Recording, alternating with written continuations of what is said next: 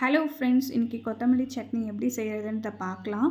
இப்போது கடாயில் வந்து நம்ம பார்த்திங்கன்னா ஆயில் ஆட் பண்ணிக்கிறோம். ஆயில் வந்து நம்மளுக்கு ஹீட் ஆனானே பார்த்திங்கன்னா வெள்ளை உளுந்து அதில் யூஸ் பண்ணிக்கலாம். வெள்ளை உளுந்து லைட்டாக நம்மளுக்கு வந்து கலர் சேஞ்சஸ் கொடுக்கும். ஹீட் ஆகும்போது அது சேஞ்சஸ் கொடுக்கும்போது பார்த்திங்கன்னா நம்ம தேங்காய், பச்சை மிளகா, இஞ்சி ஆட் பண்ணி நம்ம அதை வதக்கலாம். சரிங்களா? ஒரு 5 to 6 மினிட்ஸில் பார்த்திங்கன்னா அது ஒரு கலர் சேஞ்சஸ் நம்மளுக்கு கொடுக்கும். அந்த ஸ்மெல்லும் கொஞ்சம் நல்லாவே இருக்கும் நம்மளுக்கு. ஆக்சுவலாக அந்த டைம் கொத்தமல்லி அதில் ஆட் பண்ணிக்கலாம்.